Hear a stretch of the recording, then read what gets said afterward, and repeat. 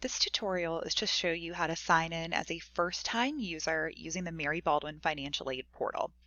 The first thing you're going to do is go to financialaid.marybaldwin.edu. This is the main page for the Mary Baldwin Financial Aid Portal. Then you're going to come down to the bottom right and select First-Time User. It's important to note that your portal login is your Mary Baldwin email address, including the @marybaldwin.edu portion of it.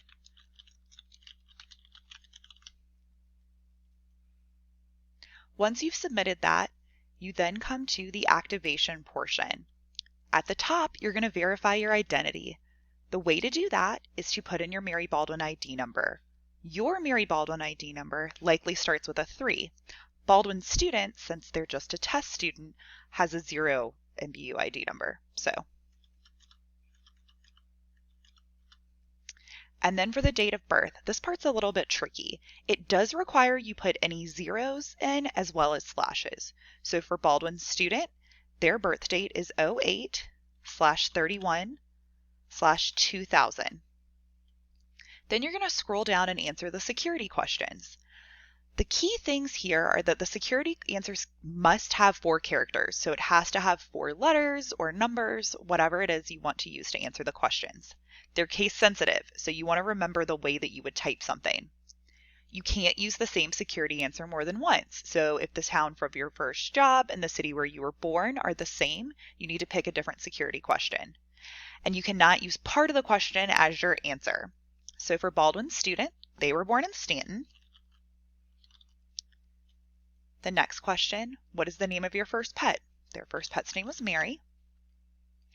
And the city or town of your first job, Fishersville. You can see all 3 of those are unique, and I know that they are all proper nouns, so I'll use a capital letter when I come in if I can't remember my password to use this to identify myself. Then down here is when you create your password. It has to be at least 9 characters long. So with letters, numbers, and a special character, it has to be 9 characters long. It has to contain a number, it has to contain at least 1 uppercase and 1 lowercase character, and it has to contain one of these special characters. So you can see not all of the special characters are listed. You need to choose from one of these. For our Baldwin student, I'm going to meet the guidelines.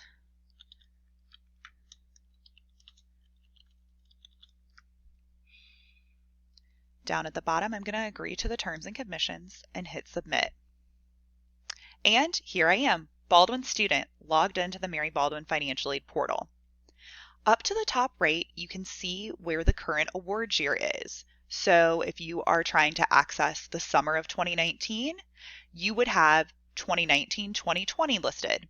Because I'm a new student starting in the fall, my award year is 2020-2021.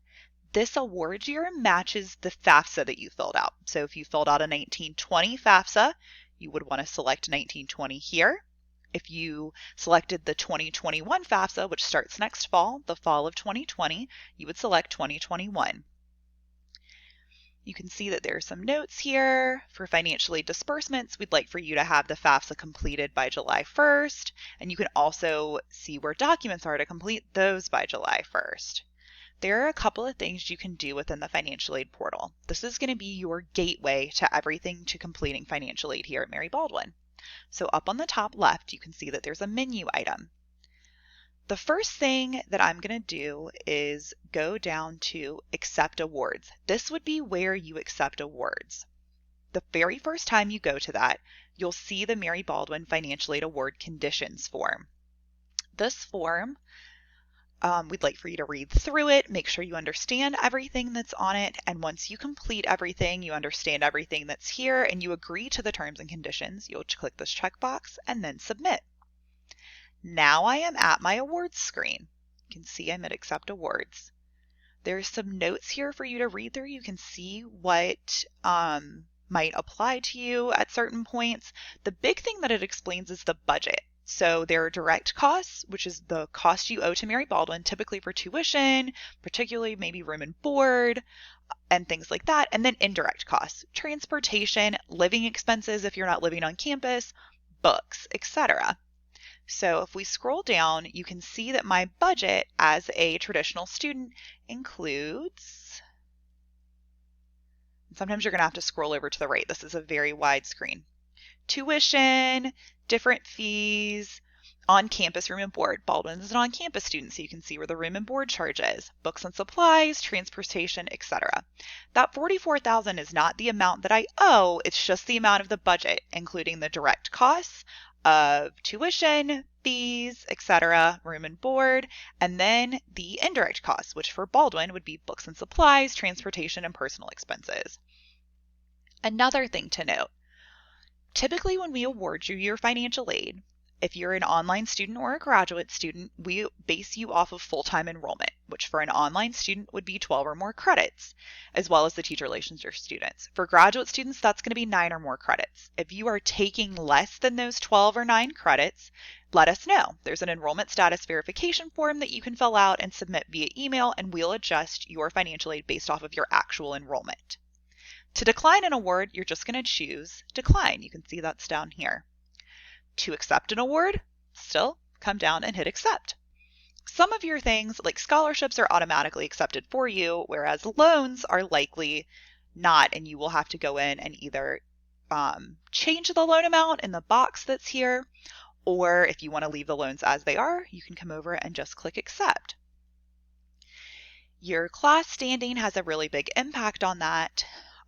So freshmen, if you're a dependent student, meaning that you're dependent on your parents, there's a whole criteria for that, are awarded $5,500 based off of their enrollment or credits earned.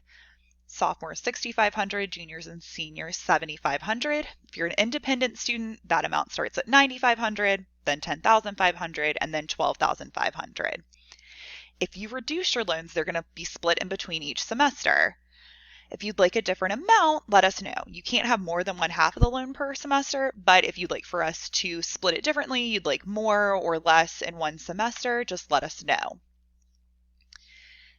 Scroll down a little bit and you can see here you can choose on the left to decline all of your awards or accept all of your awards. If you know for sure you want to accept everything, just click accept all and then submit, and it should go right through. If you want to edit things, you can do that. If you'd like to decline an award, you can also do that. You can choose to do all of that. A lot of your awards will be in this pending status, and then you choose to accept or decline. Because I want to accept all of my awards, I'm going to click accept up here and then hit the submit button. You can see now down at the bottom, it's been listed as accepted. Everything within the financial aid portal is done within real time. So if you have a question or you're not sure or you accidentally hit accept and you meant to hit decline, just call our office. It's something that we can fix pretty quickly for you. The next place I want you to look is documents and messages. You can see right here, Baldwin student's not going to file a FAFSA, so we've waived it, and that's the status that's listed there, but they do need to do a separate form.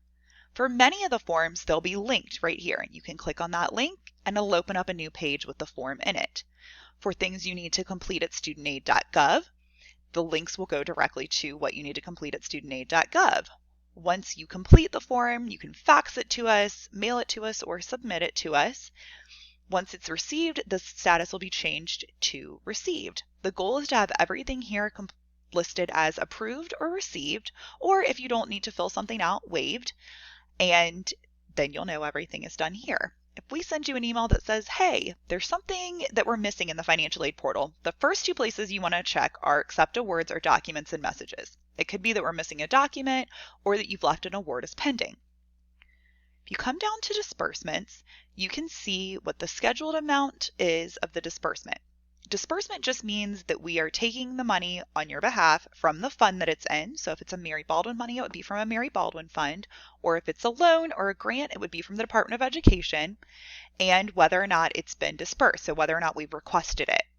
For disbursements, we don't disperse until a couple of weeks into the semester, till the end of the add drop period for your program. Then we know for sure you're in that right amount of classes, and then we request that funding. Once funding's dispersed, you'll see it listed here. Here you can find loan history. Baldwin student doesn't have any loan history. And if you're a first-year student, you're not going to have anything listed here if you've never gone to school or taken out loans.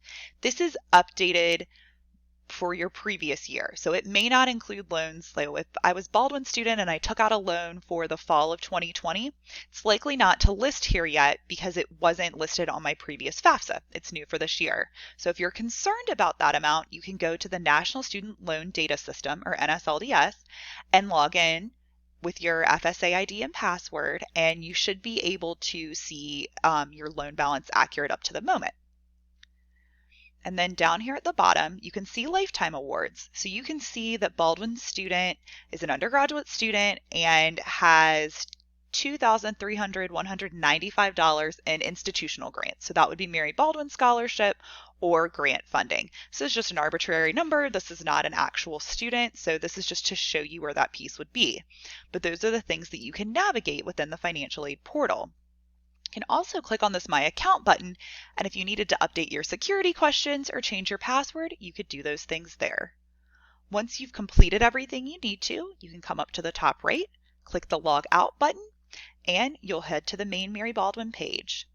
If you have any questions, please feel free to email our office at finaid, that's F as in Frank, INAID as in dog, at marybaldwin.edu, or give us a call at 540-887-7022. We look forward to working with you.